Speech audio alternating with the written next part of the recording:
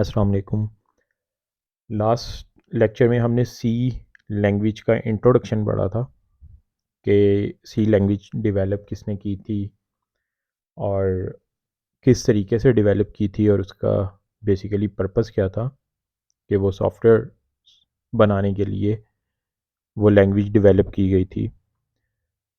अब इस लेक्चर में हम बेसिकली एक प्रोग्रामिंग एनवायरनमेंट की बात करेंगे कि प्रोग्रामिंग एनवायरनमेंट होता क्या है। So let's have a look on the definition of programming environment. A collection of all necessary tools for programming makes up a programming environment. It works as a basic platform for us to write and execute programs. Means computer programming के लिए ख़ास tools दरकार होते हैं।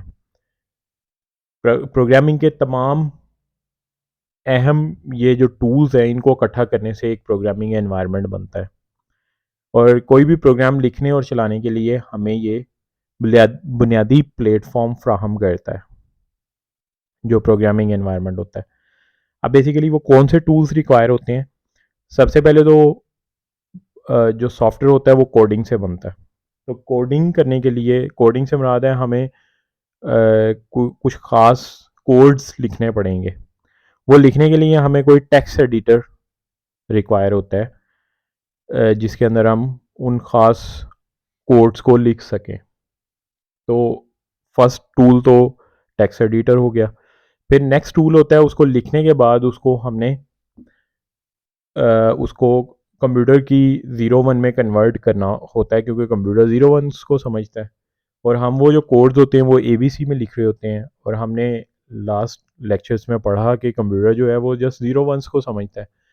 तो चूँकि codes को ABC में लिखा गया होता है तो उसको कन्वर्ट करने के लिए हमें एक टूल रिक्वायर होता है जिसे कंपाइलर कहते हैं जिसकी डेफिनेशन हम आगे चलकर देखेंगे भी, लेकिन यहाँ पर हम एडवांस ही उसके बारे में समझ रहे हैं कि कंपाइलर एक टूल चाहिए होता है कि जो उस ABC में लिखे गए कोड्स को ज़ीरो वंस में कन्वर्ट करके कंप्यूटर को समझा सके और कंप्यूटर उस सॉफ्टवेयर को परफॉर्म कर सके। तो ये भी हमें प्रोग्रामिंग एनवायरनमेंट में वो टूल मिलता है।